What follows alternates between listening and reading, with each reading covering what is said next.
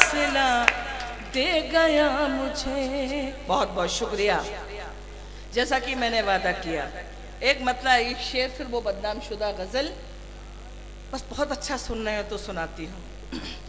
होठों की भी क्या मजबूरी रहती है, होठों की भी क्या मजबूरी रहती है, ऐसे नहीं, होठों की भी क्या मजबूरी रहती है, होठों की भी क्या मजबूरी रहती है, सब कुछ कहकर बात अधूरी रहती है। क्या बात है, सब कुछ कहकर बात अधूरी रहती है। गुर्बत का मतलब होता है निकटता। सच्चा शेर सुना रही हूँ शशि, स्वागत। उससे मिलकर अंजुम ये एहसास हुआ, उससे मिलकर अंजुम ये एहसास हुआ, गुर्बत में भी कितनी दूरी रहती है, गुर्बत में भी दूरी रहती है। बहुत शुक्रिया। अब एक मतलब दो शेर सुनाती हूँ, मस्ती के मूड में सुनना है। अगर प्यार तो मत छुपाया करो, है अगर, एक पंक्ति को जब 3-4 बार दोहराऊं तो समझ जाओ। देपालपुर वाले हो, आपने तो बहुत कुछ समझ लिया। है अगर प्यार तो मत छुपाया करो, है अगर प्यार तो मत छुपाया करो, हमसे मिलने खुले आम आया करो, हमसे मिलने खुले आम आया करो। अब शेर सुनाती हूँ देपालपुर वालों, आज सच बोलने को दिल करता है। जब मैंने ये शेर लिखा था, यकीन जानिए मैंने अपने महबूब को याद किया था। अब मैं कहना क्या चाहती हूँ, जब ये शेर मैं पढ़ूं तो आप सब अपने अपने महबूब को याद करें। बीबियां भी महबूब हुआ करती हैं। हमसे मिलने क्यों डरा रही हो? आया करो, दिल हमारा नहीं घर है ये आपका, दिल हमारा नहीं घर है ये आपका, रोज आया करो रोज जाया करो, रोज आया, गाओ, रोज आया करो रोज जाया करो। और अंजुम का ये शेर, जिस शेर ने अंजुम को अंजुम बना दिया, आदरणीय अरुण भैया ये शेर सुनिएगा। हम हिंदुस्तानी औरतों की, यहाँ औरतें मुझे नजर नहीं आ रही हैं, माता जी थी चली गई, हाँ कुछ नजर आ रही हैं। हम हिंदुस्तानी औरतों की, तशरीफ रखिए, हम हिंदुस्तानी औरतों की बहुत छोटी छोटी मीठी मीठी सी ख्वाहिश हुआ करती है क्षमा के साथ, लेकिन हिंदुस्तानी ना पुरुष वर्ग जिंदगी भर नहीं समझ पाता है। अब शेर सुनाती हूँ। रोज आया करो रोज जाया करो, प्यार करना न करना अलग बात है, प्यार करना न करना अलग बात है, कम से कम वक्त पर घर तो आया करो, पर घर तो आया। एक बार जोरदार तालियां बजाओ, फिर एक गजल सुनाती हूँ।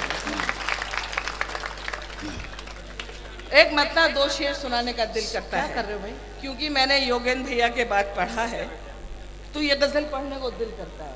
थोड़ा सा, क्या बात है? कोई नहीं, अब क्या रिकॉर्डिंग कर लेते हैं, कैसेट बेच देते हैं, यूट्यूब पे डाल देते हैं, फिर कहते हैं कि पुराना कलाम सुना रहे हैं। नहीं आप तो जो इच्छा, लेकिन जरा सा अब सब कुछ कीजिए, लेकिन थोड़ा सा सलीके के दायरे में। एक बार के मिलने को जो प्यार समझते हैं, कुछ लोग तो इसलिए आए कि वो भी आई है।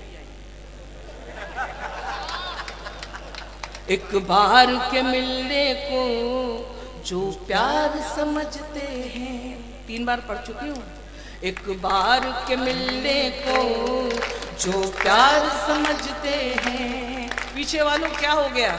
एक बार हाथ उठा के बता दो कि मेरी रचनाएं, मेरी शायरी। शुक्रिया आपका बहुत बहुत। एक बार के मिलने को जो प्यार समझते हैं, प्यार के मिलने को जो प्यार समझते हैं, पागल है मगर खुद को होशियार समझते हैं। पागल है मगर खुद को होशियार समझते हैं। अब एक शेर सुनाऊंगी।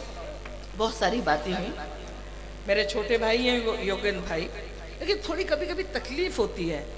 इतना सब कुछ मेहनत करके लिखते हैं, लेकिन ये बात सरकार तक क्यों नहीं पहुंचती? तो इससे अच्छा है कि मोहब्बत ही की जाए।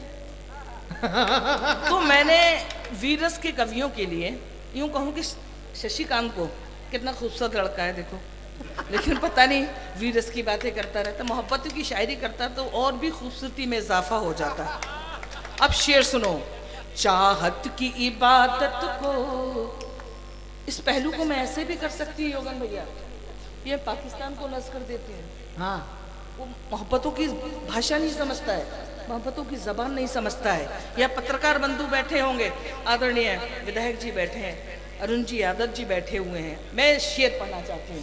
चाहत की इबादत को जो रोग समझता है, चाहत की इबादत को जो रोग समझता है, चाहत की इबादत को जो रोग समझता है, हम ऐसे मसीहा को बीमार समझते हैं।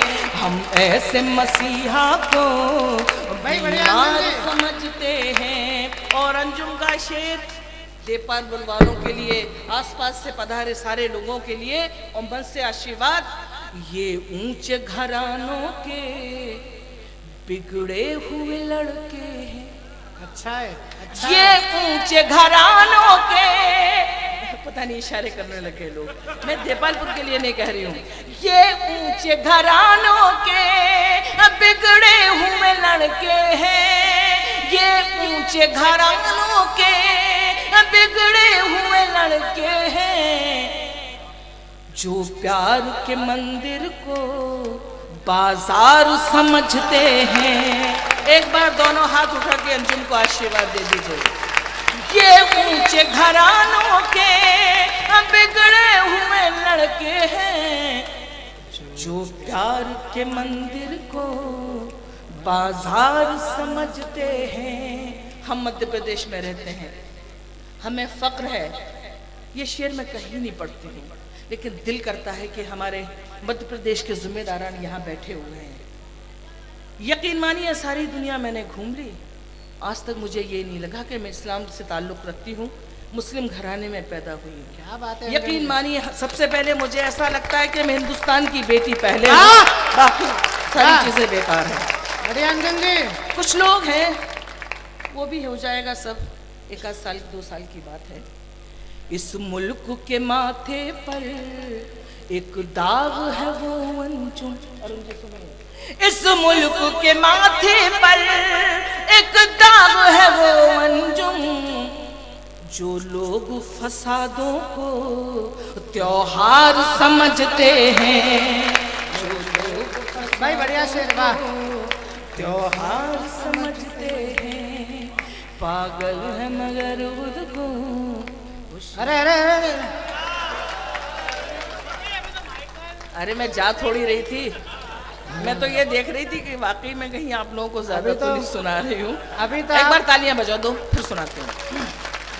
आप पहले मन से सुनाइए, फिर फरमाइशें बहुत सारी है, बता दो जल्दी जल्दी, तो मैं पहले आप सुनाओ अपनी इच्छा से। चलिए गजल सुनाती हूँ, बहुत खूबसूरत गजल है, इन दोनों में पढ़ती हूँ। स्वागत। लेकिन एक निवेदन, इसकी रदीफ है गजल की, बोलो। हाँ वो भी सुनाएंगे, माइकल तो नहीं चाहिए। अगर आप मेरे साथ गुनगुनाएंगे, हाँ, इस गजल का मजा दोबाला हो जाएगा, दुगना हो जाएगा। वादा करते हैं आप लोग? स्वागत। फिर एक बार तालियां बजाओ दो, फिर सुनाते हैं। हाँ शशि, स्वागत। प्यार नजरों में आना नहीं चाहिए। देखो ये लड़का, ये वो लड़की पढ़ रही थी, तो ये बालिग होने की कोशिश कर रहा था। बेटा अच्छा सुनना, मजाक नहीं कर रही हूँ मैं, तुमसे बुरा नहीं बोल रही हूँ, सुनो इसी मस्ती में। प्यार नजरों में आना नहीं बोलो। प्यार नजरों में आना नहीं चाहिए, प्यार नजरों में आना नहीं चाहिए। ये काम मेरा है। प्यार नजरों में आना नहीं चाहिए, प्यार नजरों में आना नहीं चाहिए।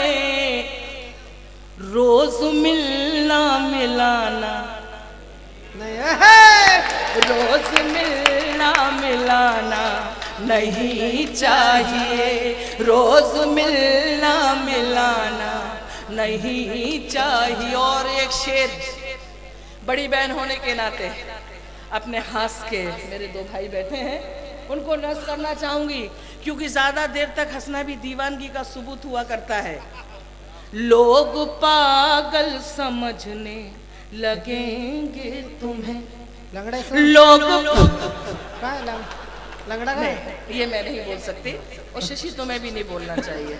पता नहीं क्या गुनाह है, क्या पाप है, अल्लाह ईश्वर जानता है।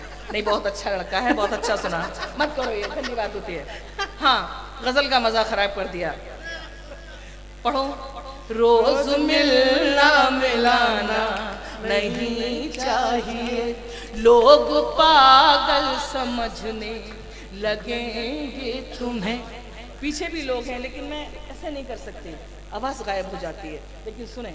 लोग पागल समझने लगेंगे तुम्हें, लोग पागल समझने लगेंगे तुम्हें।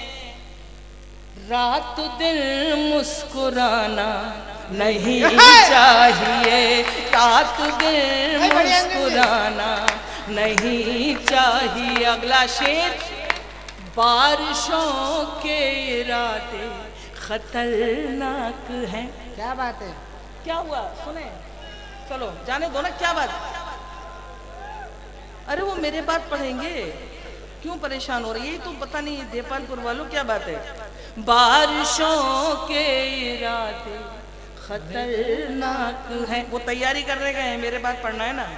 बारिशों के इरादे खतरनाक हैं, बारिशों के इरादे खतरनाक हैं। अब पतंगे उड़ाना नहीं चाहिए, अब पतंगे उड़ाना नहीं चाहिए। और एक शेर। हाथ जोड़ के मेरी विनती, मेरी 40 साल की तपस्या, स्वागत, तजुर्बा, स्वागत कि मुश्किल शेर कहना बहुत आसान है और आसान शेर कहना बहुत मुश्किल है। अंजुम का ये शेर आप सबको समर्पित, मंच से भी आशीर्वाद चाहूंगी। अब पतंगे उड़ाना नहीं चाहिए, मैंने ये सोच कर दे दिया दिल से। क्या बात है भाई? सबको खबर है तो सुनाती हूँ। क्या मिसरा है भाई? मैंने ये सोच कर दे दिया दिल से, मैंने ये सोच कर दे दिया दिल से। दिल किसी का दुखाना नहीं चाहिए, दिल किसी का दुखाना नहीं चाहिए। और मक्ता, और सुन लो, ये शेर बहुत अच्छा था, लेकिन मक्ता सुनाती हूँ। ये बच्चे भाई मेरे पे खून फेंक रहे हैं। अंजुम का ये शेर साथ ले जाना है। एक गमले में अंजुम कटे जिंदगी, वाह। एक गमले में अंजुम कटे जिंदगी, एक गमले में अंजुम कटे जिंदगी। हर जगह गुल खिलाना, वाह, क्या जगह पे लगाया है? नहीं चाहिए। अंजुम जी, क्या अनुभव है आपका? वाह। मिलना मिलाना नहीं चाहिए। अब बताओ फरमाइश। माइकल, माइकल, सबसे पहले माइकल लगा, पहले माइकल, पहले बम बोले, फिर माइकल, फिर रेल, और फिर अरुण जी सोचेंगे कि जाना कि नहीं जाना।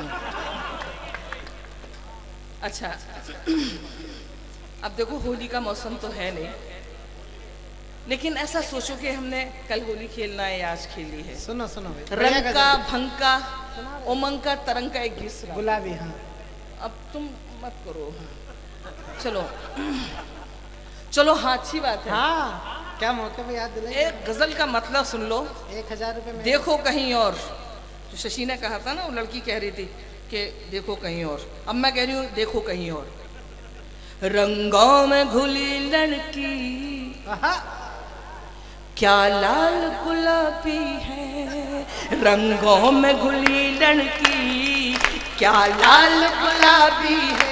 मतलब तालियां तो आप लोग ऐसे बजा रहे हो जैसे मैं संतोषी माता की कथा आप लोगों को सुना रही हूं। रंगों में घुली लड़की क्या लाल गुलाबी है, रंगों में घुली लड़की क्या लाल गुलाबी है।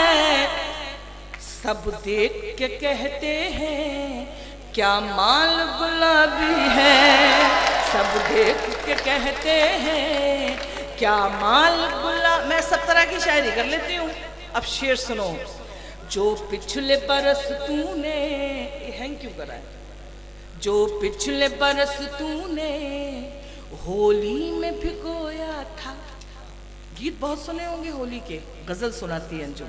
जो पिछले बरस तूने होली में भिगोया था, जो पिछले बरस तूने होली में भिगोया था, अब तक वो निशानी का रूमाल गुलाबी है, अब तक वो निशानी का रूमाल गुलाबी है, अब तक वो निशानी का रूमाल गुलाबी है। हम औरतें जो होती हैं हिंदुस्तानी बहुत मासूम होती हैं और पति उसको बेवकूफ़ बनाता रहता है, हर रिश्ता बेवकूफ़ बनाता है और वो हंस के सह जाती हैं। खास तौर से होली है, बड़ी समझा बुझा के भेजती हैं। देखो दोस्त यारों में जा रहे हो तो भग नहीं खाना, शराब नहीं पीना। लेकिन मर्द, हिंदुस्तानी मर्द कहीं किसी की मानता है? एक चीज गुलाबी सी जी खोल के पी होगी, औरत कहती, औरत की शायरी। एक चीज गुलाबी सी जी खोल के पी होगी, मैं खूब समझती हूँ क्यों चाल गुलाबी है, मैं खूब समझती हूँ क्यों चाल गुलाबी है। और अंजुम का ये शेर आप सबको समर्पित करती हूँ। और भैया को जानकारी दूं कि मैं आपकी भोपाल में ही रहती हूँ, लेकिन शेर कह दिया मैंने।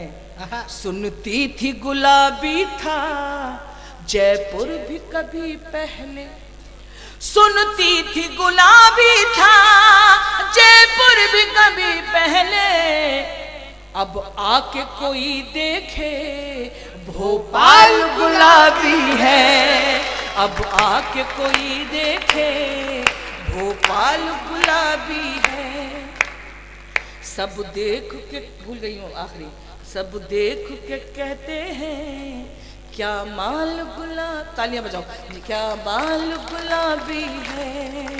अब मैं वो गीत सुन लो, जल्दी जल्दी सुनाती हूँ। नहीं जल्दी जल्दी नहीं, आराम से। इतने दिन में तो आई हो।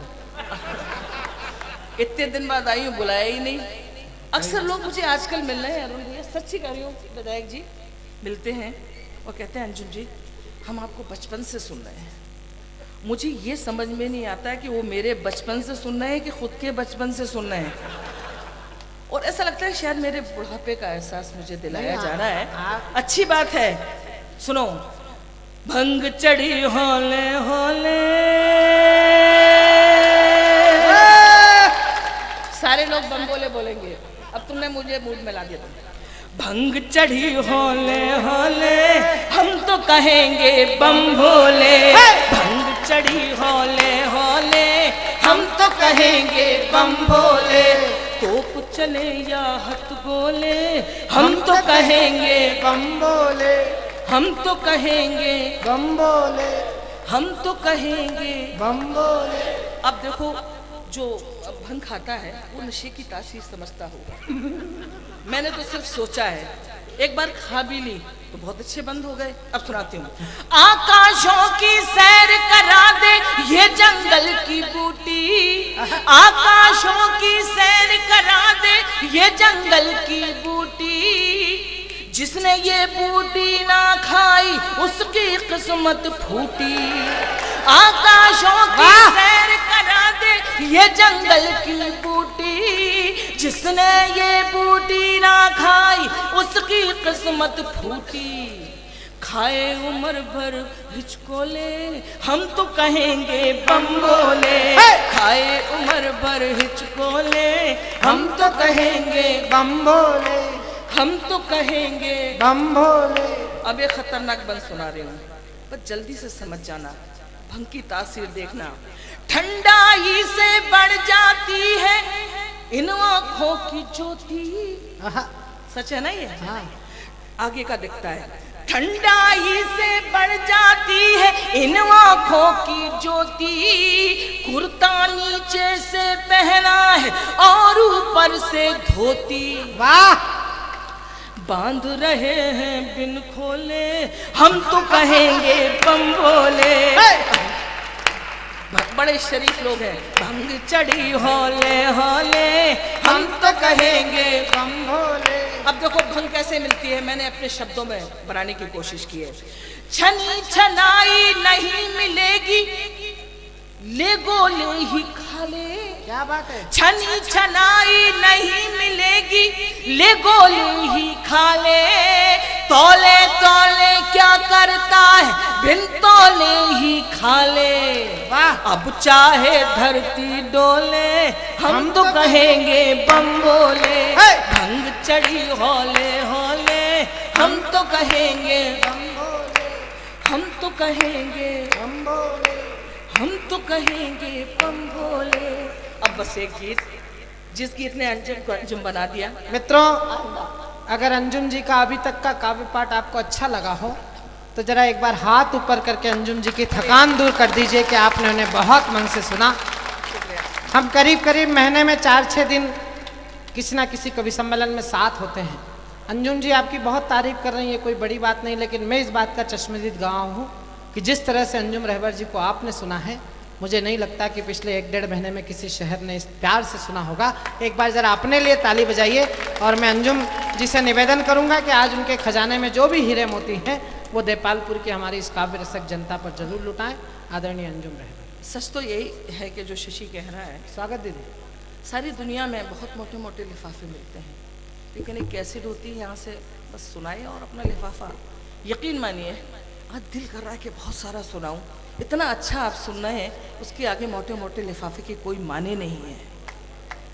अब मैं आपको वो गीत सुनाती हूँ, स्वागत दीदी। जिस गीत ने अंजुम को अंजुम बना दिया।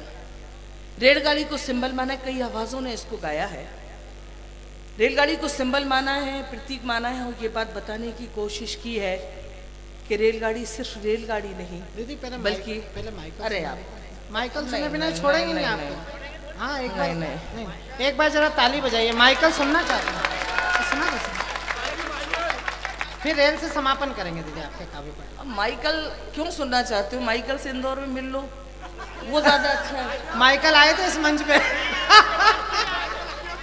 इंदौर इतना पास तो है, यहाँ- लेकिन आप पता नहीं क्यों। अच्छा सुना। जरा माइकल जो लोग सुनना चाहते हैं वो एक बार ताली बजाएं। सो जाऊं तो वो दरवाजा, सो जाऊं तो वो दरवाजा खटखटाता है।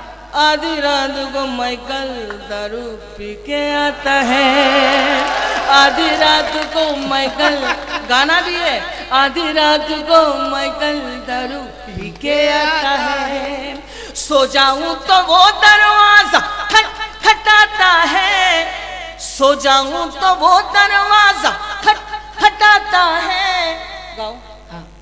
आधी रात को माइकल दारू पी के आता है। अब समझ गए? मैंने अलग अलग चित्र बनाए। पहला, बाल बिखेरे आँख चढ़ाए जैसे कोई हवा, बाल बिखेरे आँख चढ़ाए जैसे कोई हवा, हाथ में एक रबड़ी का कुल्हड़, जेब में देसी पौआ।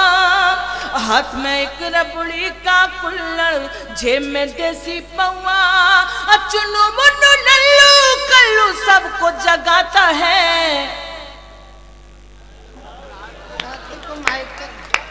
लगना भी तो चाहिए कि उसने पी है। ऐसे आधी रात को माइकल दारू पी के आता है। आधी रात को माइकल दारू पी के आता है। अब सुनो क्या सत्यानाश किया है उसने इस जीवन का ढर्रा। सत्यानाश किया है उसने इस जीवन का ढर्रा। गर्दन तक वो पी लेता है विस्की हो या ठर्रा। गर्दन तक वो पी लेता है विस्की हो या ठर्रा। अब फुटपाथों के सड़े समोसे शौक से खाता है।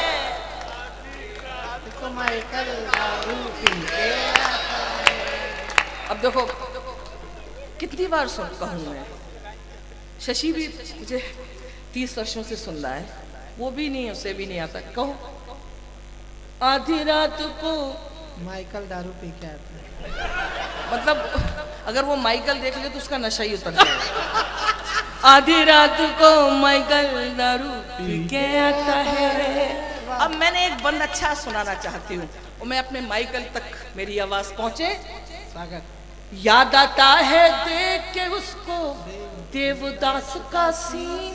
वाह। याद आता है देख के उसको देवदास का सीन। फिल्मों का वो रसिया है और गजलों का शौकीन। अक्सर मूड में मीर की गजलें गुनगुनाता है। आधी रात को माइकल दारू पी के आता है। आखिर बार मेरी पीड़ा मेरा दर्द क्या था देपालपुर वालों। चाल है उसकी जैसे कोई सर पे धरती रख ले। चाल है उसकी जैसे कोई सर पे धरती रख ले। अपने ही कांधों पे जैसे अपनी अर्थी रख ले। अपने ही कांधों पे जैसे अपनी अर्थी रख ले। घर में वो आता है एक भूचाल आता है।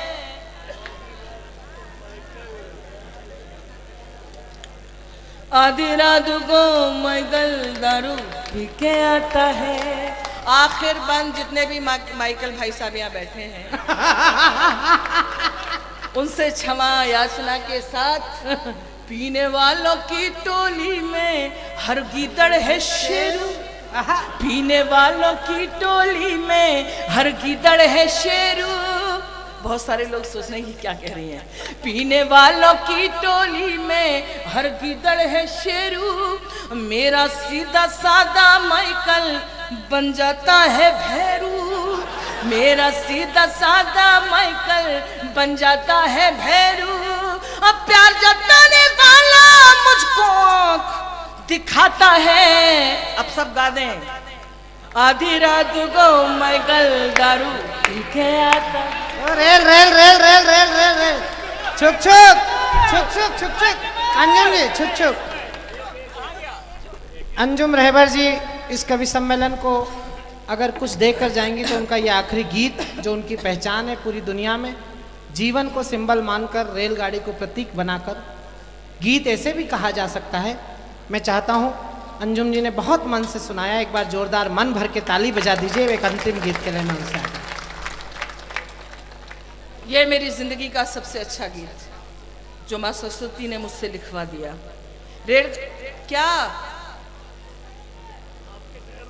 और मर गए वो मुझे बिल्कुल याद नहीं आ रही है। अब बाद में देखो सुनाऊंगी भाई। कहाँ फंसे हुए हैं।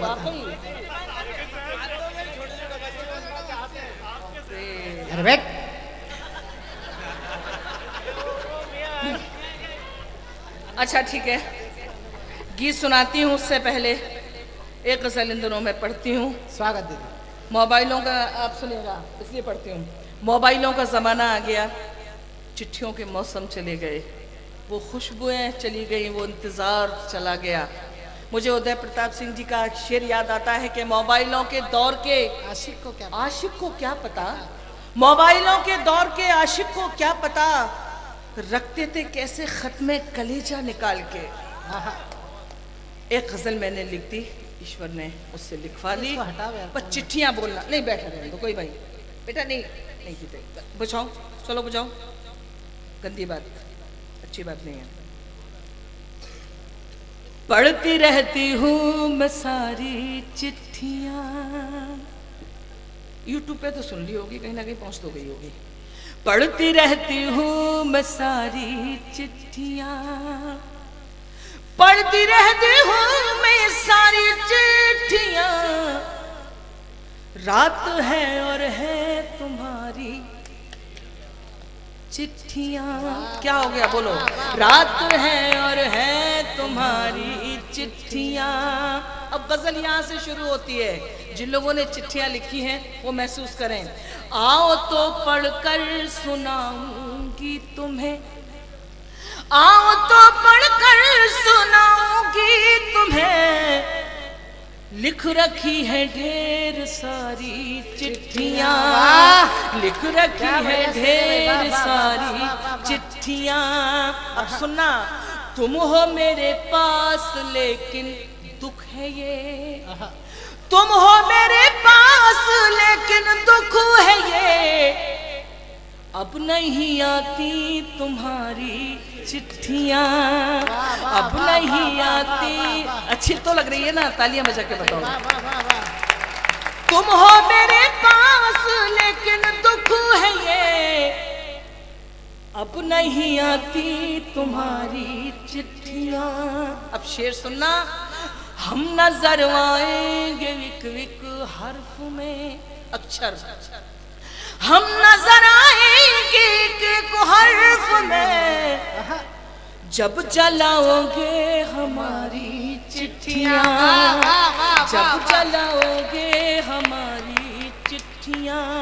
और बतौर तोहफा अंजुम का ये शेर, लिख तो रखी है मगर भेजी नहीं।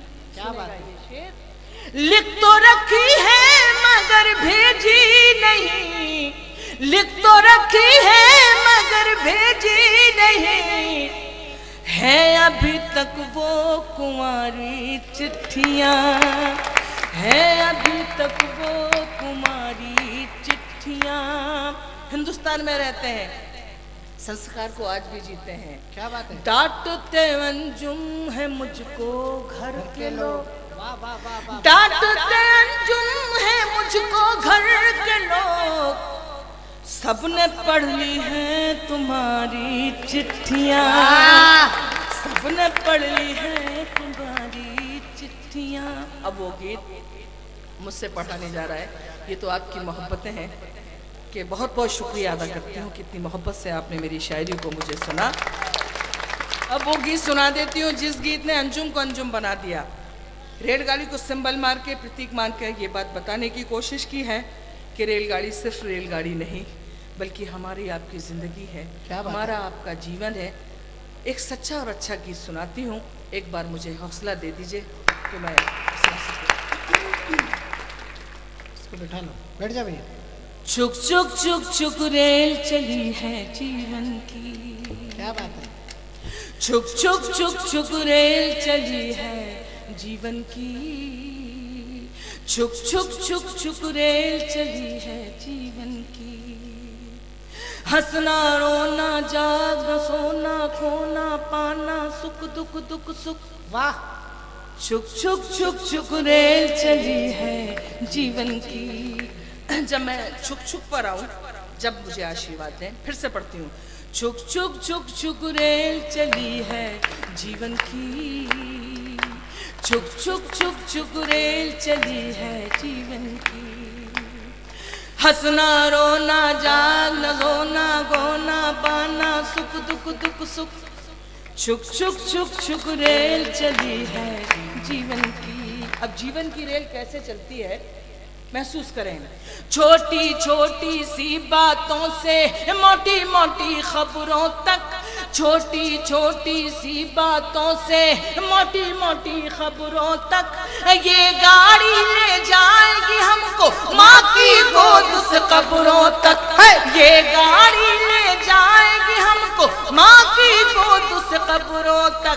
सब चिल्लाते रह जाएंगे, रुक रुक रुक रुक रुक, छुक छुक छुक छुक रेल चली है जीवन की, छुक छुक छुक छुक रेल चली है जीवन की। भाई अंजुम जी वाह, जैसे शशि गा रहा है वाह, वाह, ऐसे आप भी सफर करें। छुक छुक छुक छुक रेल चली है जीवन की। अब अगला बंद और सुनाती हूँ।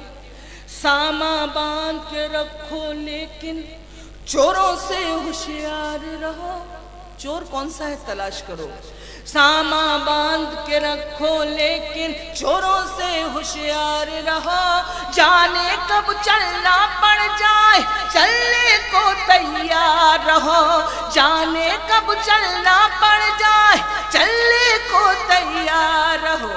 जाने कब सीटी बज जाए सिग्नल जाए झुक छुक छुक छुक छुक रेल चली है जीवन की। छुक छुक छुक छुक रेल चली है जीवन की। अगला बात और सुनाती हूँ। बहुत थकान महसूस कर रही हूँ, मुसलसल सफर है। कल मुझे गोवा पहुँचना है, लेकिन आपकी मोहब्बतों के आगे कोई माने नहीं रखता है। अगला बंद सुनाती हूँ। पाप और पुण्य की गठरी बांधे सत्यनगर को जाना है। पाप और पुण्य की गठरी बांध सत्यनगर को जाना है। जीवन नगरी छोड़ के हमको दूर सफर को जाना है। जीवन नगरी छोड़ के हमको दूर सफर को जाना है। ये भी सोच ले हमने क्या क्या माल किया है बुक। छुक छुक छुक छुक रेल चली है जीवन की। छुक छुक छुक छुक रेल चली है जीवन की। और अंतिम चरण। वाह वाह वाह वाह वाह। अगर अच्छा लगे तो हमको अंजुम को बहुत अच्छे से विदा कर देना। आप सबको समर्पित करती हूँ जिंदगी का आईना प्रतीकों के माध्यम से। रात और दिन में सुरेल के डिब्बे और सांसों का इंजन है। रात और दिन सुरेल के डिब्बे और सांसों का इंजन है। उम्र है इस गाड़ी के पहिए और चिता स्टेशन है। उम्र है इस गाड़ी के पहिए और चिता स्टेशन है। जैसे दो पटरी हो वैसे साथ चले सुख दुख। वाह। छुक छुक रेल चली है जीवन की। एक बार दोनों हाथ उठा के अंजुम को विदा करें। छुक छुक छुक छुक रेल चली। बहुत बढ़िया, एक बार जोरदार तालियां बजाइए अंजुम जी के लिए। आज का कवि सम्मेलन कई मायनों में ऐतिहासिक हो गया। कवि सम्मेलन तो हम 6 साल से कर रहे हैं। अरे एक सांवली से लड़की, हाँ बिल्कुल, अब वो लड़की बहुत गोरी हो गई, चिंता मत कर। हाँ नहीं, गोरी नहीं हुई है और बूढ़ी तो कभी होगी नहीं अंजुम रहबर। हम ये भगवान से प्रार्थना करते हैं सर, नव दुर्गा के व्रत इस समय जिन लोगों ने किए होंगे, एक बार दुआएं दीजिए अंजुम रहबर को हाथ ऊपर करके कि उनका जीवन इसी तरह यश वैभव और कीर्ति से भरा रहे और वह इसी तरह हिंदी काव्य मंचों की सेवा करती रहें। हैं? कौन सा? हाँ अभी लड़कियों के ऊपर एक गीत सुनाएंगी दूसरे दौर में। पहले दौर के भाई जानी बैरागी बच्चे हैं, अगर उसके बाद भी आप बचेंगे तो मैं भी आपको सुनाऊंगा, क्योंकि इस बार शंकर ने कहा है, दिलीप ने कहा है कि अगर आप कविता नहीं सुनाओगे तो आपकी थोड़ा सा झगड़ा भी हो सकता है। और मैं भी उनसे वादा कर रहा हूँ कि मैं उनको भरपूर कविता सुनाऊंगा, जितनी वो सुनना चाहेंगे सुनाऊंगा। लेकिन इस समय पर चूंकि मैं उस व्यासपीठ पे बैठा हूँ, किसी भी कवि के साथ अन्याय हो जाए तो आज की रात का वो पाप मेरे माथे चढ़ेगा। मेरा छोटा भाई जानी बैरागी इतना भी वरिष्ठ नहीं हुआ है कि वो अंजुम रहबर के बाद कविता पढ़े, लेकिन आज उसने इस कवि सम्मेलन की आयु दीर्घायु हो और साहब सबकी इच्छा थी, हमारे अतिथि भी आदरणीय अंजुम जी को सुनना चाहते थे, तो उन्होंने अपने हितों का बलिदान करके अंजुम जी के लिए रास्ता बनाया। अगर परिवार का छोटा अपने इन संस्कारों को अभिव्यक्त करे तो हम बड़ों की जिम्मेदारी थोड़ी और बढ़ जाती है। आप सब जानी बैरागी को आशीर्वाद देने वाले लोग हैं, जिसने दुनिया को हंसाने का संकल्प लिया है। मैं अंजुम रहबर की 4 पंक्तियों के साथ भाई जानी बैरागी को बुलाना चाहता हूं। अंजुम रहबर जी ने कहीं पर लिखा कि हमने अपने हर जख्म को आईना बनाया, हमने आपको आपकी तस्वीर दिखाने के लिए। इतना आसान नहीं दुनिया में तमाशा बनना, हौसला चाहिए औरों को हंसाने के लिए। और ये हौसला हमें गर्व है कि हमारे बेटे के पास है। देपालपुर के बहुत करीब राजौद है, राजौद से एक नौजवान लड़का अपनी यात्रा लेकर पूरी दुनिया में पहुंचा है। वो आपके आशीर्वाद की बदौलत है। एक बार जरा अपने दोनों हाथों को ऊपर करिए, उन्हें ताली में तब्दील करिए और भाई जानी बैरागी को आवाज दीजिए कि वे आए और अपनी ई लीला से आज के इस कार्यक्रम की शुरुआत करें।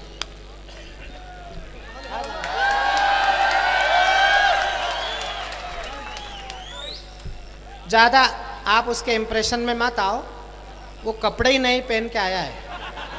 इतनी बार देपालपुर से निकल चुका है, कपड़े ऐसे पहनता है जैसे किसी विश्वविद्यालय में पढ़ता हो, जबकि इसने प्राइमरी स्कूल का भी मुंह नहीं देखा है आज तक। इसलिए ज़्यादा इंप्रेशन में आने की ज़रूरत नहीं है। ये नाना पाटेकर की आवाज़ सुनना चाहता है। बेटा इनको उनकी आती, नाना पाटेकर के पिताजी की। आइए ज़रा जोरदार ताली बजाइए। मैं जानी बैरागी को आपके बीच बुलाऊँ।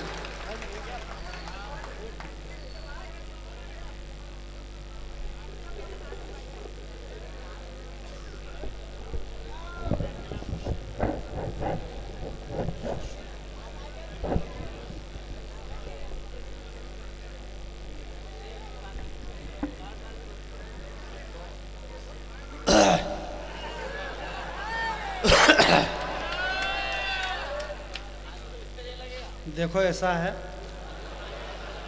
कि आपको पता है कि सब फोकट की बात है, कोई दम नहीं है। लोट मत लो, बहुत देर हो गई, 1:30-2 बज गए हैं, काफ़ी टाइम 2 बज गया। अच्छा करा आपने बता दिया कि 2 बज गए। मैं आपको प्रणाम करता हूं कि आपने ये बात बता दी। इतनी महत्वपूर्ण जानकारी अगर आपके पास है कि आप ये कह सकते हो कि 2 बजी, अगर आप नहीं बताते तो क्या होता हमारा। यार आप कमाल कर रहे हो यार। भाई देखो अद्भुत जानकारी है और इन कवियों ने भी बहुत महत्वपूर्ण जानकारियाँ आप तक पहुँचाई है। एक से एक सारी बड़े कवि बैठे हुए। अशोक हमारे शशिकांत जी ने तो कह दिया कि ये जानी बैरागी पढ़ा लिखा नहीं और ऐसे ही पैंट शर्ट फंसाता है, तो ठीक है। हम मैं पढ़ा लिखा नहीं हूँ, वाकई में गाँव का रहने वाला हूँ। ये सारे बहुत पढ़े लिखे कवि हैं, बहुत बड़े कवि हैं।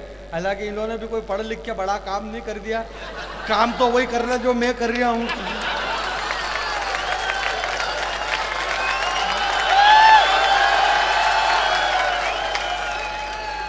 जब यही काम करना तो पढ़ लिख के भी क्या करोगे?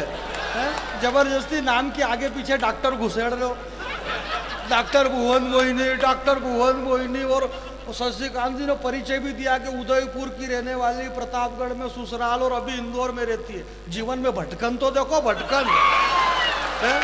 इन पढ़े लिखे लोगों के जीवन में भटकन ही फंसी हुई है बेचारों के। कम पढ़ा लिखा आदमी मजे से अपने गाँवड़े में कहीं भी अंतोड़िया दंतोड़िया गौतमपुरा आसपास पढ़ा, क्योंकि पढ़ा लिखा तो ही नहीं। वो आप पढ़े लिखे हो तो रोते फिरो इधर उधर, क्या मतलब है?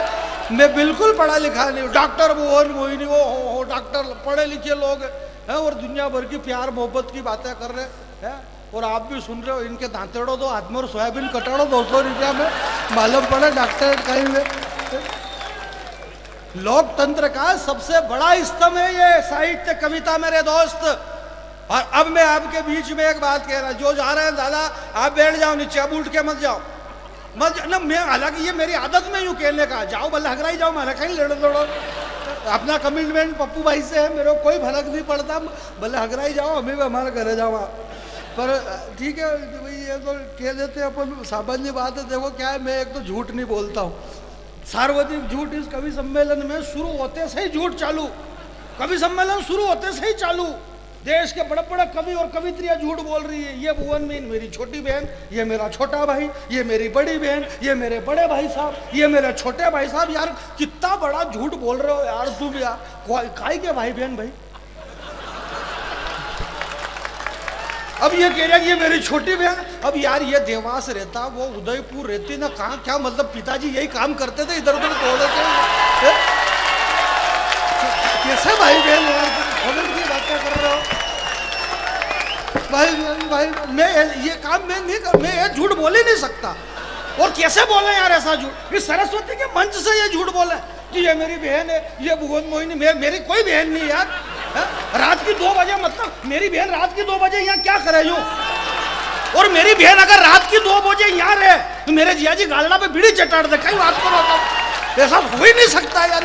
मैं ये झूठ बिल्कुल नहीं बोलता हूँ मेरे भाई, ये फोकट की बात है। आप वास्तविक तो हमें जियो मेरे दोस्त, हमें पता ही नहीं है। मैं बहुत छोटा कवि हूँ, मैं ऐसा बड़ा कवि नहीं हूँ। ये दिल्ली, बम्बई, बेंगलोर, हैदराबाद जाने कहाँ जाते देश दुनिया में, मैं कहीं नहीं गया। मैं मेरे घर से सीधा यहीं आया हूँ और यहाँ से वापस मेरा घर चला जाऊंगा। मैं इधर 10-10, 20-20 दिन तक थोड़ी रोता फिरता हूँ। अपन इधर उधर 10-10, 20-20 दिन तक रोते फिरो, अपने घर के सामने दूसरे रोए, क्या मतलब है? अपने घर पे रहो यार भाई, मेरे घर पे रहना सीख लो। हिंदुस्तान की सारी समस्या खत्म हो जाए मेरे दोस्त, दुनिया की सारी समस्या खत्म हो जाएगी। पटेल साहब यहाँ पे हमारे बीच में दादा बैठे हुए हैं, यादव साहब बैठे हुए हैं, देश की बड़ी पार्टी के बड़े अध्यक्ष यहाँ पर बैठे हुए हैं। और ये क्यों बैठे हुए हैं? क्योंकि इनकी बैठने की व्यवस्था है, इसलिए बैठे हुए। मुझे बताना पड़ता है, नहीं तो इनको भी डाउट कि यार अपन क्यों बैठे होंगे, अपन क्यों बैठे हुए होंगे।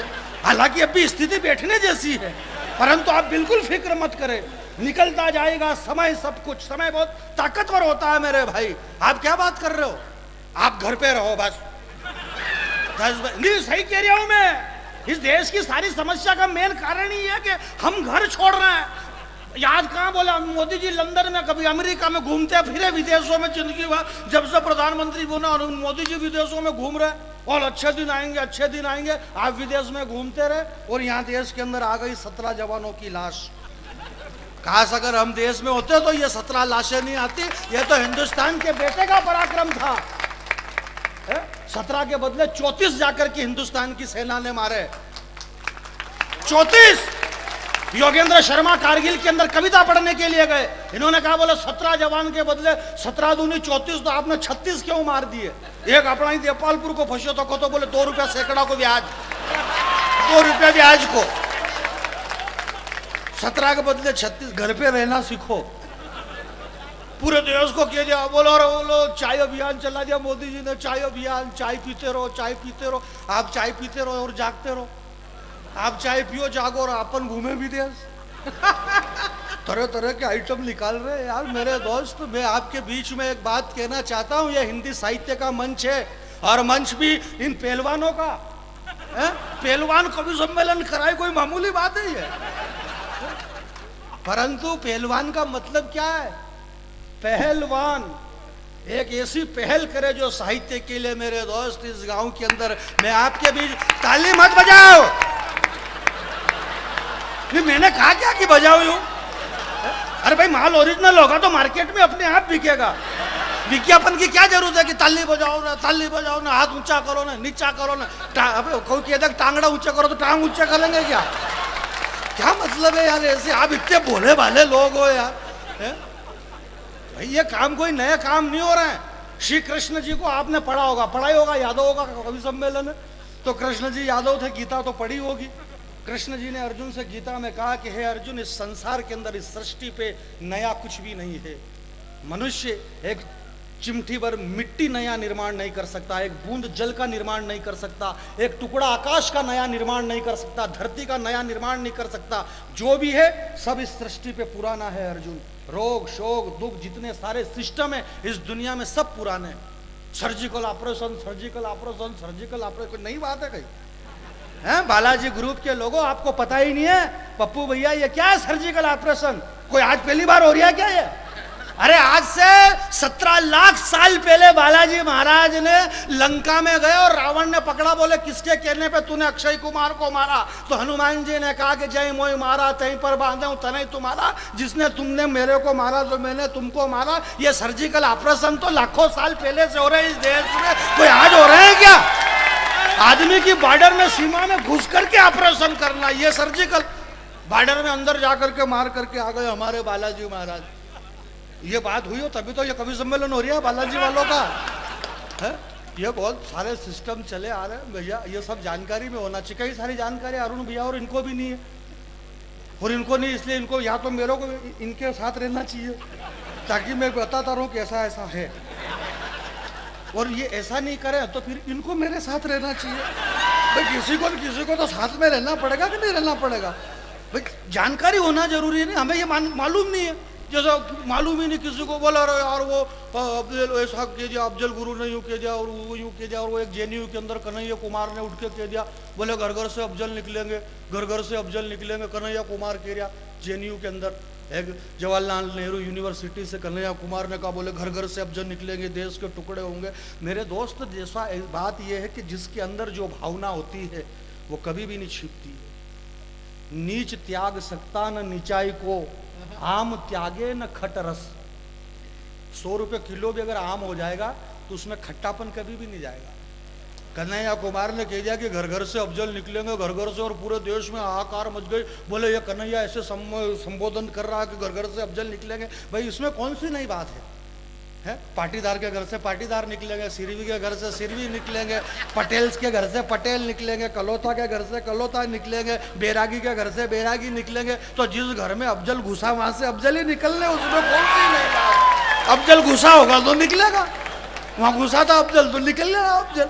उसके जबान पे ये बात आ गई। भाई जिसके अंदर जो भावना है वही तो भावना प्रकट करेगा वो आदमी है। वो भैया बता रहे थे हैदराबाद का एक 2 कौड़ी का वो अकबर ओवैसी कह रहा, बोले मैं भारत माता की जय नहीं बोलूंगा, भारत माता की जय। उसकी जबान पे भारत माता की जय जैसा पवित्र पावन शब्द अगर चढ़ाई नहीं तो वो भारत माता की जय जैसा शब्द कैसे बोल सकता है? अगर अंजुम रहबर जी की जबान पे श्रृंगार के वो शब्द चढ़े तो श्रृंगार के शब्द निकलेंगे। योगेंद्र शर्मा की जबान पे अगर वीर रस की भाषा चढ़ी है तो वीर रस के शब्द निकलेंगे। शशिकांत देश के बड़े संचालक है तो संचालक की भाषा ये बोलेंगे। अब उसकी जबान पे ये भारत माता की जय जैसा पवित्र पावन शब्द जिसकी जबान पे चढ़ाई नहीं, जिसका बचपना यूं ही निकल गया गली मोहल्ले में ठेला गाड़ी लेके, जूते चप्पल ले आओ, लाइलॉन के टूटी फूटी तगारी ले आओ 5 रुपए किलो, तो वो तो टूटी फूटी तगारियां लेने में बचपन निकल गया। वो भारत माता की जय कैसे बोल सकता है मूर्ख?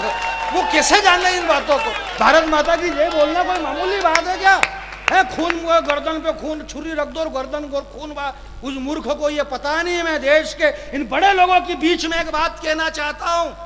जब भगवान भास्कर इस हिंदुस्तान की धरा पर दस्तक देते हैं, सुबह की 5:20 की जब पहली नमाज अदा की जाती है, जब फजर की नमाज अदा की जाती है, एक मुसलमान भाई 5 वक्त की फजर, जोहर, असर, मगरिब और इशा 5 वक्त की जब नमाज अदा करने के लिए एक मुसलमान भाई जब मस्जिद में जाता है और जब वजू करता है तो इस्लाम ये कहता है कि ए मोमिनो, तुम वजू करते वक्त अगर 2 बूंद पानी भी जमीन पे गिराते हो तो तुम इस्लाम के गुनहगार हो। जो इस्लाम पानी बहाने की अनुमति नहीं देता है वो इस्लाम क्या खून बहाने की अनुमति देता है?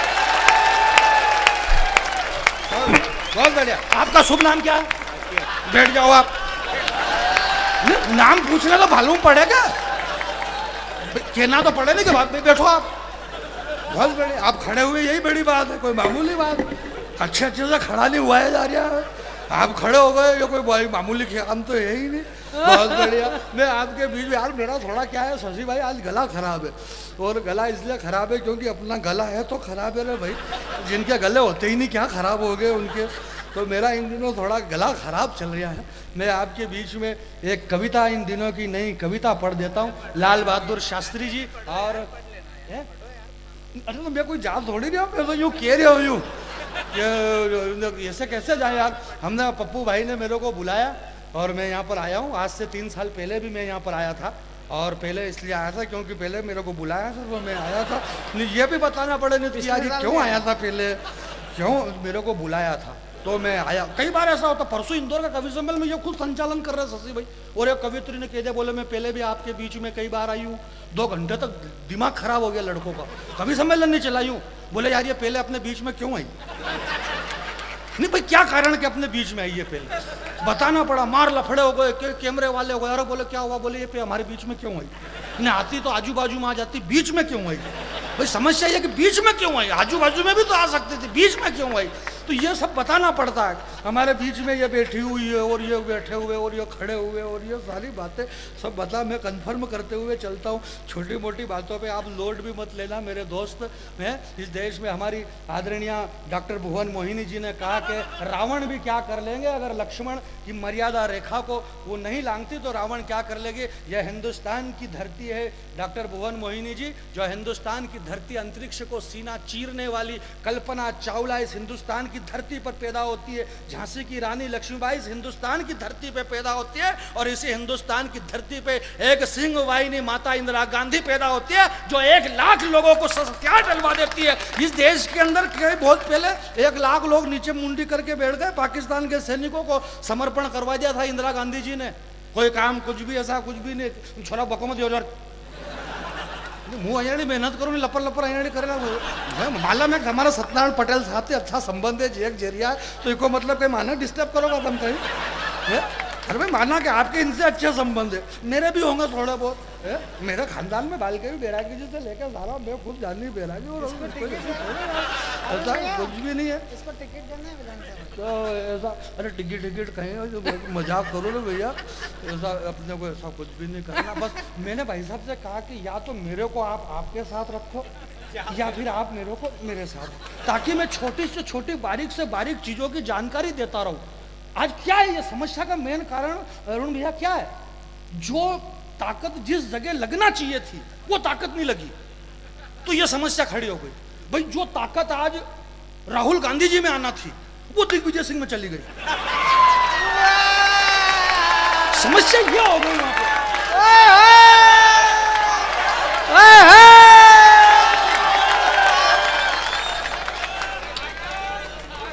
अब इसमें इनकी भी गलती नहीं, पटेल साहब की भी है, जबरदस्ती बल्ली के बकरे बन गए।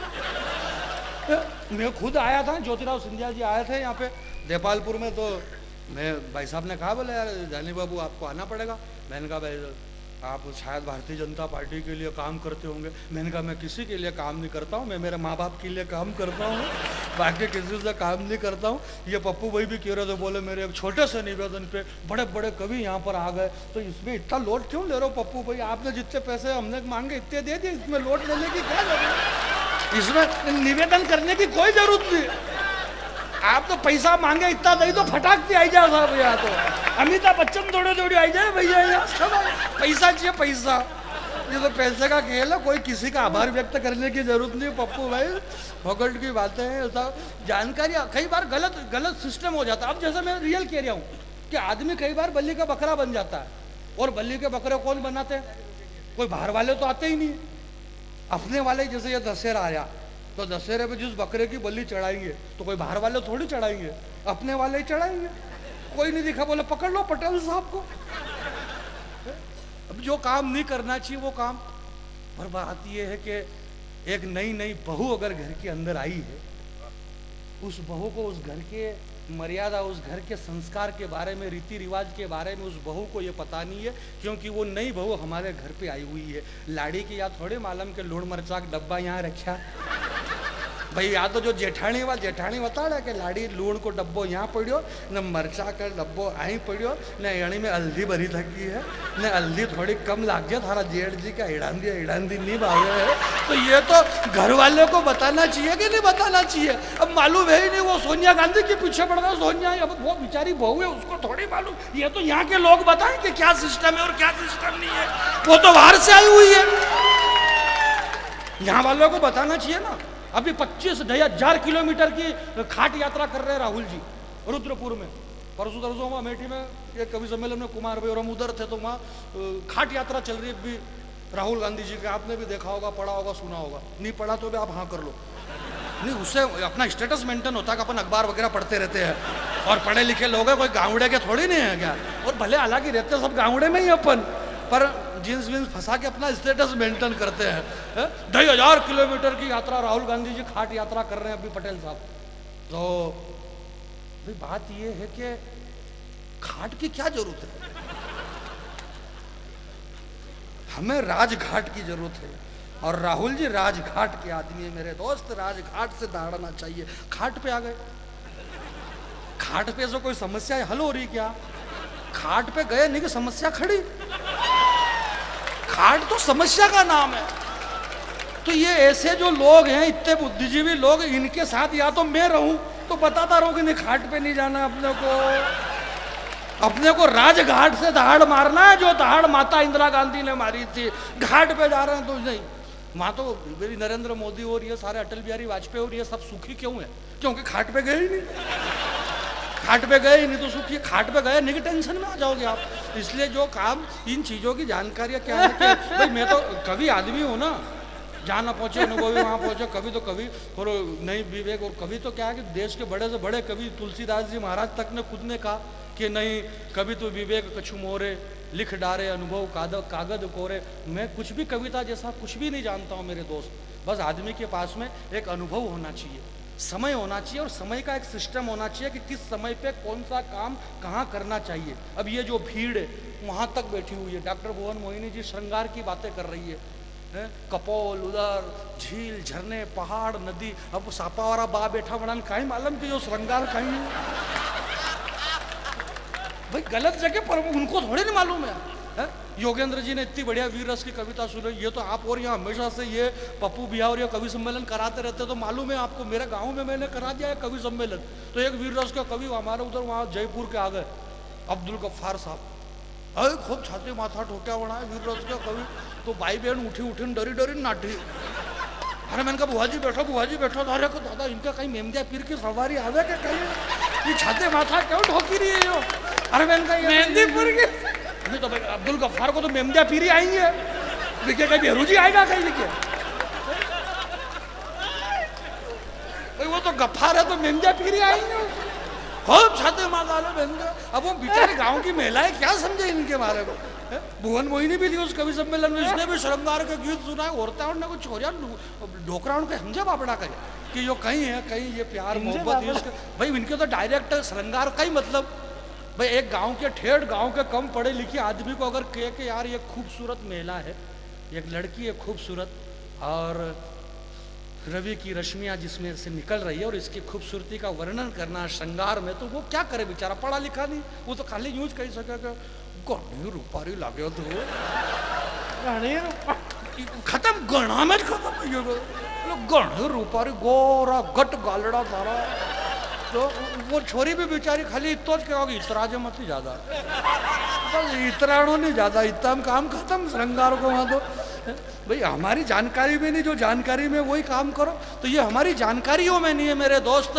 प्रभु की कई तरह की बातें, इस बालाजी के मंच से देश के दो बड़े लोग यहाँ पर बैठे हुए हैं, मुझे कोई मतलब नहीं ये मंच कांग्रेस का है या भारतीय जनता पार्टी का। पप्पू यादव जी आपने जितने मुझे पैसे दिए इससे कई गुना ज्यादा मैं पैसे लेता हूँ, मुझे कोई मतलब नहीं है, परंतु मैं व्यक्ति को चाहता हूँ। हिंदुस्तान में सिर्फ आदमी की पहचान कर ली जाए। कवि सम्मेलन के अंदर इन देश के बड़े कवि स्वयं पायलट हैं, इन्हें पता है कि कवि सम्मेलन के अंदर क्या होता है। कवि सम्मेलन में बैठने की हिम्मत उन्हीं नेताओं की होती है जिनके चेहरे साफ और सुथरे होते हैं, जो आज अगर हमारे बीच में बैठे हुए, जिस दिन राजनीति साहित्य का साथ कर लेगी उस दिन देश चरम सीमा पर पहुंच जाएगा मेरे दोस्त। जब जब भी शस्त्र हारा है, वासुदेव श्री कृष्ण ने अर्जुन से कहा कि हे अर्जुन, जब जब शस्त्र हार जाता है तो शास्त्र खड़ा हो जाता है। जब अर्जुन का गांडीव हार गया तो कृष्ण गीता लेके खड़े हो गए। शस्त्र हार जाएंगे तो शास्त्र खड़ा हो जाएगा। जिस दिन ये राजनीति साहित्य के साथ हो जाएगी, बेशक उस माता इंदिरा गांधी का सपना सच्चा हो जाएगा मेरे दोस्त। हम क्या कर रहे हैं हमें मालूम ही नहीं, जो काम नहीं करना चाहिए वो काम करने में लगे हुए। नीचे तपती धरा, ऊपर सूर्य भगवान। शशि भाई एक नई कविता मैं सुना देता हूँ इस बड़े मंच पे बड़े लोगों की।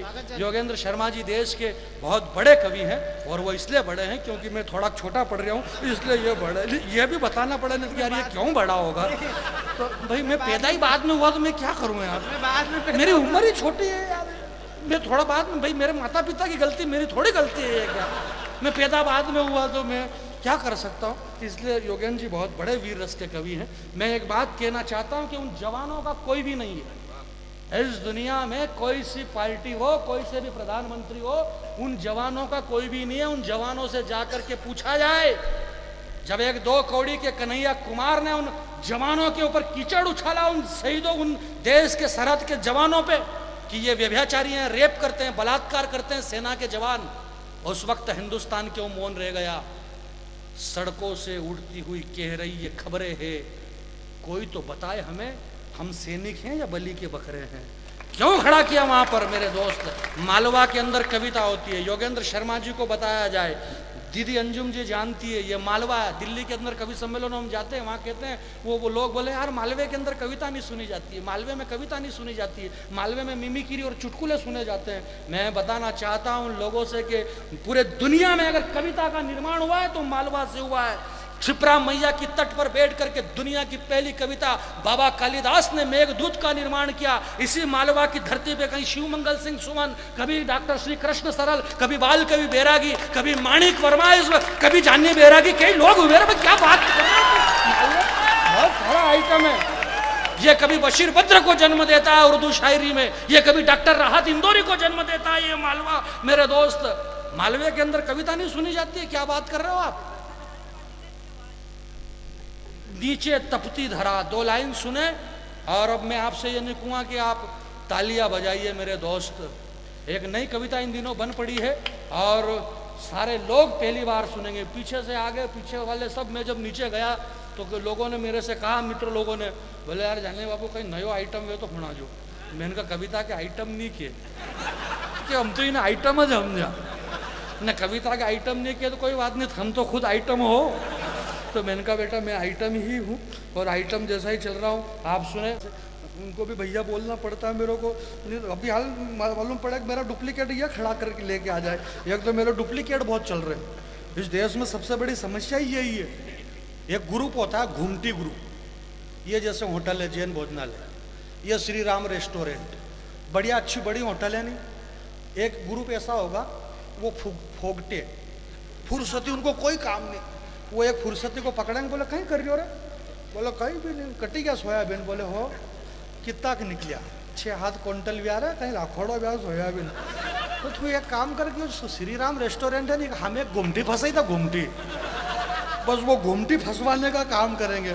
उस घुमटी वाले के पास 1.5 लीटर दूध भी नहीं है घुमटी में, परंतु वो घुमटी वहाँ पे फंसा के रखेगा, लाइट तक नहीं है और बड़ी मुश्किल थी एक गुलूप लावेगा कर दिन 10-20 फीट वायर, तो पलक नहीं है भी में म्हणे होल्डर का माहिती है म्हणा, तार ने माचिस की काड़ी थी फंसाने का पलक नहीं है का घुमटी में, पर वो घुमटी कर रहा है। इस देश में घुमटियाँ बहुत चल रही है, हम ओरिजिनल भूल गए। मैं आपके बीच में एक बात कह देता हूँ भाई जानी बैरागी के नीचे तपती धरा, जिस दिन हिंदुस्तान के तमाम लोग, चाहे कांग्रेस हो चाहे भारतीय जनता पार्टी, हम किस राम की बात कर रहे हैं, कौन से राम, कौन सा मजहब, कौन सा धर्म, कौन सा पाकिस्तान, कौन सा आतंकवाद, सब खत्म हो जाएगा।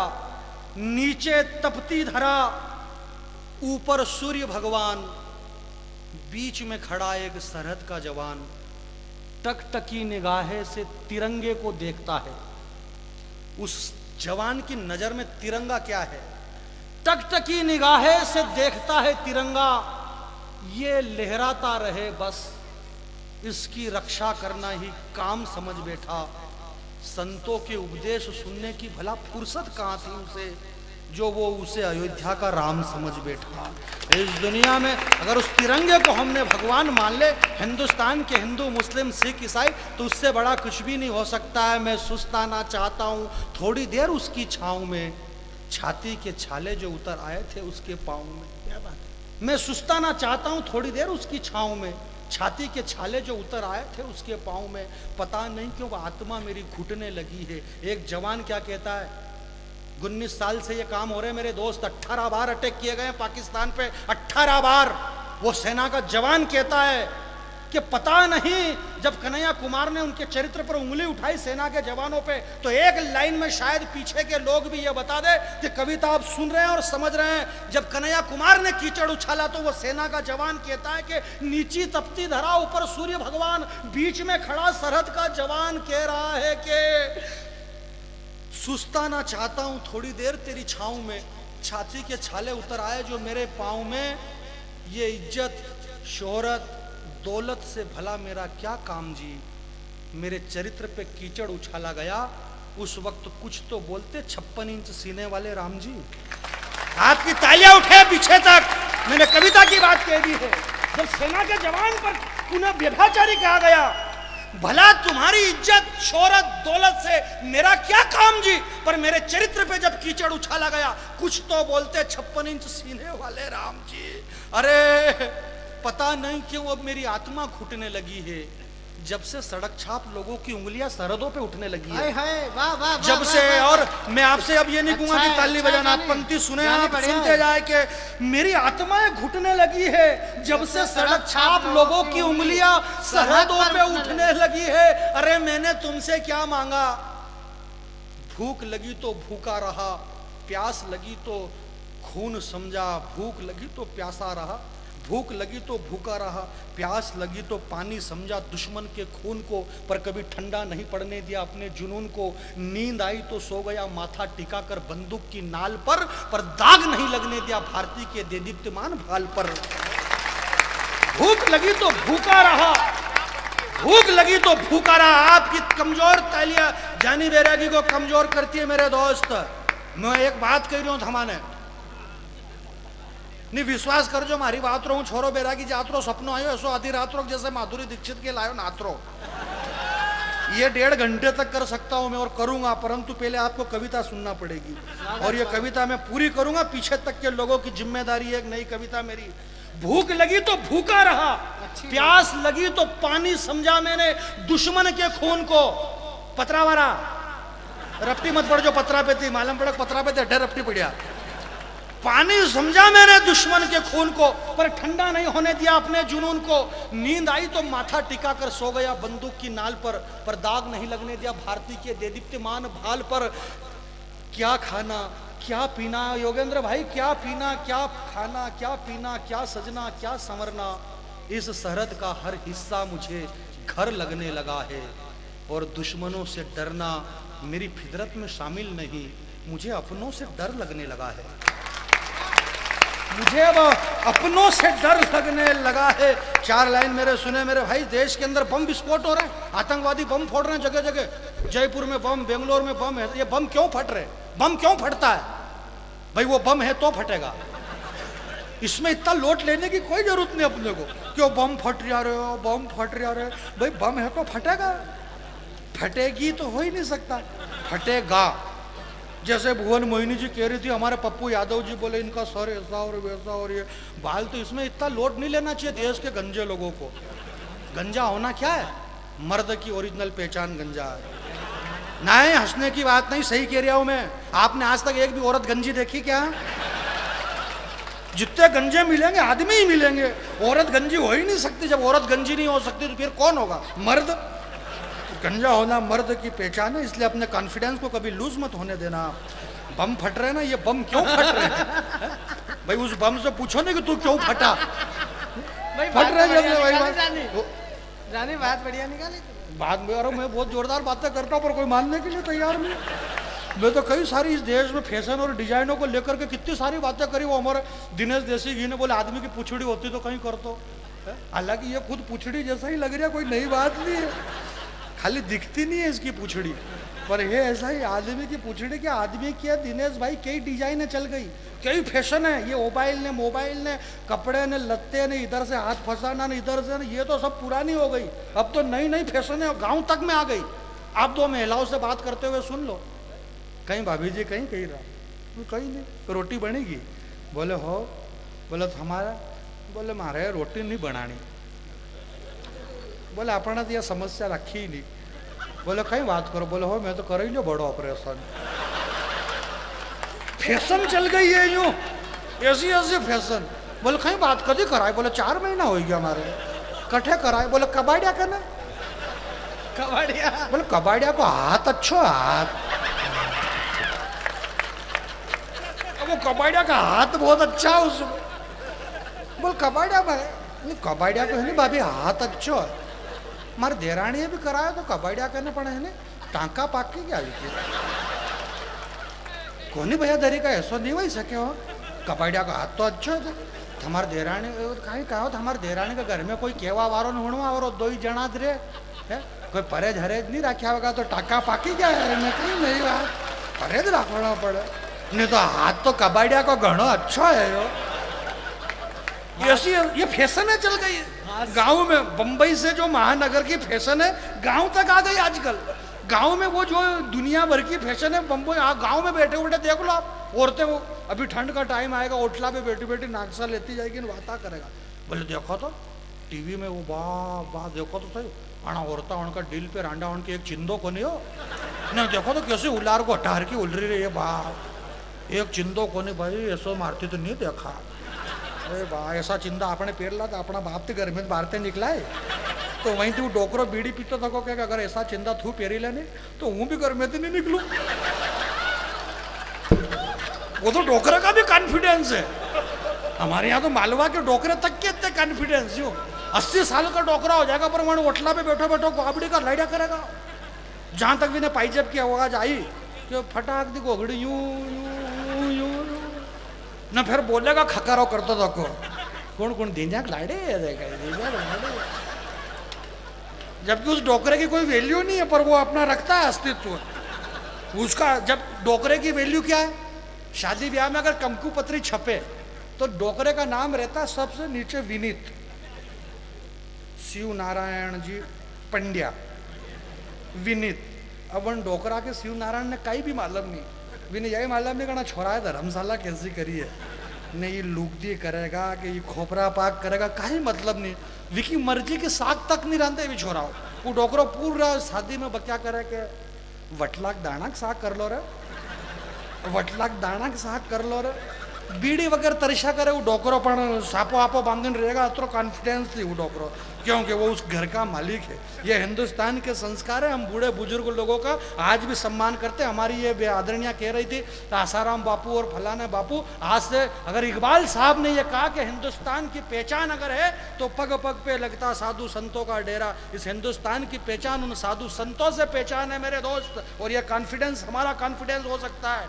मैं बालाजी की इस बड़े मंच पे खड़े रह करके जिम्मेदारी पूर्वक ये बात कह सकता हूं क्योंकि मेरे को खांसी चल रही है चलेगी आप बिल्कुल कहीं नहीं बिगाड़ सके खांसी मारो खांसी दिखाई बगड़े भाई खांसी क्या बिगाड़ लेगी मेरा मैं खांसी को बिगाड़ दूंगा इतना कॉन्फिडेंस मेरे अंदर है हमारे पास कॉन्फिडेंस है मेरे भाई इस देश दुनिया के अंदर आदमी के पास कॉन्फिडेंस होना बहुत जरूरी है कॉन्फिडेंस नहीं है तो कुछ भी नहीं है पिछले दिनों बराक ओबामा आया बोले यार क्या है तुम्हारे पास में बोले अमेरिका के पास में मैनेजमेंट है और वो उसका मैनेजमेंट बता रहा है आदरणीय पटेल साहब यहाँ पे विराजमान है मुझे बहुत प्यार करते हैं करना भी चाहिए मैं हूँ भी इसका भी एक बात कह रहे हो ये अलग बात है कि ये मेरे से करें मैं दूसरे से करने लग जाऊँ आजकल यही तो समस्या हो रही है कि कौन किससे कर रहा है और वो जिससे कर रहा है उसको मालूम ही नहीं कि ये मेरे को धोखे में ही डाल रहा है इसीलिए लोग धोखे में रह गए हैं मेरे भाई है बोले हमारे पास में अमेरिका के पास में मैनेजमेंट है मैंने कहा बेवकूफ़ तेरे को मालूम ही नहीं मैनेजमेंट किसको कहते हैं मैनेजमेंट की परिभाषा क्या है पप्पू भाई आप जानते हैं मैनेजमेंट जानते ही होंगे इतना बड़ा कवि सम्मेलन इतने कम पैसे में करवा दिया ये क्या है ये मैनेजमेंट है और क्या है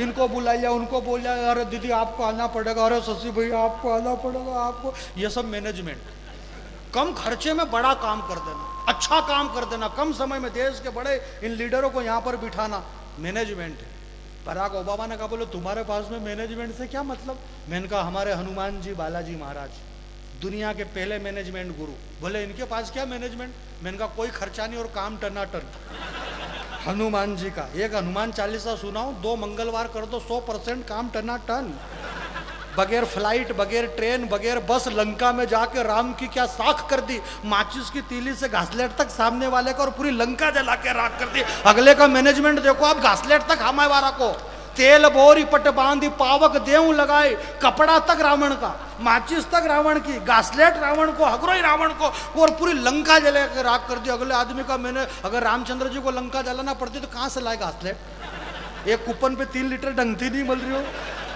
वो तो हनुमान जी का ही मैनेजमेंट था कि सारा आइटम वहां से ले लिया तो ये तो पप्पू भाई का आइटम था कि इसको भी बुला लिया उसको भी बुला लिया और इसको भी बुला लिया और उसको भी बुला लिया मर्जी पड़े उनका देखो मैनेजमेंट बगैर फ्लाइट बगैर ट्रेन बगैर बस मेरे दोस्त इस बालाजी के तत्वाधान में यह हिंदुस्तान विश्व गुरु है दुनिया को कोई राष्ट्र इस हिंदुस्तान का बाल भी बांका नहीं कर सकता देश की सरकार और वो लोग भी इस मुगालदे में नहीं रहे मेरे भाई यह हिंदुस्तान अजर हमारे विश्व गुरु है इस विश्व गुरु का कोई बाल बांका नहीं कर सकता मैं आपके बीच में जितने लोग इधर से लेकर के यहाँ से वहाँ तक खड़े हुए हैं एक बात कहना चाहता हूँ कि हिंदुस्तान विश्व गुरु क्यों है गु मने अंधकार रू मने प्रकाश जब अंधकार से प्रकाश की ओर कोई ले जाता है वह गुरु कहलाता है दुनिया के पहले गुरु हुए हमारे बालाजी महाराज हनुमान जी जब मेघनाथ ने लक्ष्मण को शक्ति मारी थी तब समस्या कितनी भारी थी। समस्या का समाधान हजारों किलोमीटर दूर था, पूरा विश्व मजबूर था। तब कमाल कर दिया था आपने बात बात में। रात को उड़ान भरी, सुबह में पूरा मेडिकल स्टोर एक हाथ में, पूरा पहाड़ उखाड़ करके लाए, बोले करो बाईपास सर्जरी। आज हम सर्जिकल ऑपरेशन कर रहे हैं पाकिस्तान का। ऐसे ऑपरेशन तो कब से हो चुके हैं यहाँ पे। फटाफट डॉक्टर सब बोले करो ऑपरेशन। हम विश्व गुरु क्यों हैं? बचपन में हनुमान जी पालने में सोए हुए थे, जाने किन ख्यालों में खोए हुए थे। बताओ ऐसा चरित्र कहाँ मिलेगा विश्व के किसी भी राष्ट्र में। और अंजना मैया को थोड़ी सी देर क्या हो गई, पूरा सूर्यदेव निकल गए ब्रेकफास्ट में। बाल समय रवि भक्ष लियो तब तीनों लोग भयो अंधी। और हंसने की बात नहीं है, घर जाके हनुमान जी को नारियल चढ़ाना कि सूरज को मुंह में से निकाल दिया। नहीं तो अगर अभी तक मुंह में से नहीं निकालता तो क्या होता, पड़े रहते अंधेरे में, मालूम ही नहीं पड़ता अंधेरे में किसकी गाड़ी में कौन किसकी चाबी को घसेड़ रहा है, किसकी गाड़ी और किसकी लाड़ी, गाड़ी दूसरे की और लाड़ी दूसरे की। और उसको गाड़ी वाले को भी मालूम पड़ जाती कि लाड़ी दूसरे की, तो वो नहीं कहता, जानबूझ के ब्रेक लगाता जबरदस्ती। अंधेरे में कुछ भी हो सकता था, पता नहीं कौन कहाँ बैठता इस अंधेरे में, जिसके साथ अंधेरे से रोशनी में ले जाने वाले लोग हमें। ये दुनिया हिंदुस्तान विश्व गुरु है। सुने आपके मैं तो कब से भूल चुका था वो बचपन की बातें, मैं तो कब से भूल चुका था वो बचपन की बातें। वो गुलाबी ठंड से महकती हुई रातें, वो रोज रोज रात को भोजन के वक्त रूठना ऐठना, पिता की गोद पर घोड़ा बना करके बैठना और दादी माँ की अधूरी कहानी को आगे बढ़ाना। मकर संक्रांति पे मोहल्ले में पतंग से पेंच लड़ाना।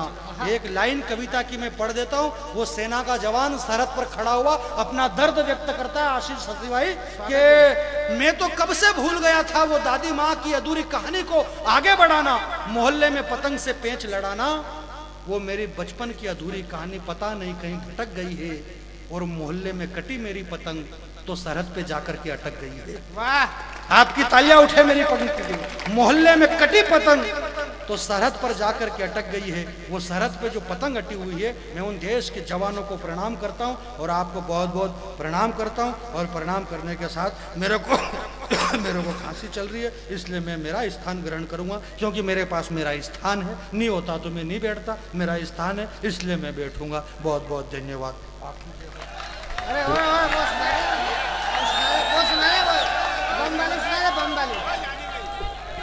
हाँ, एक कविता की फरमाइश आई है बम वाली, वो बिल्कुल सुनाएंगे जानी भाई।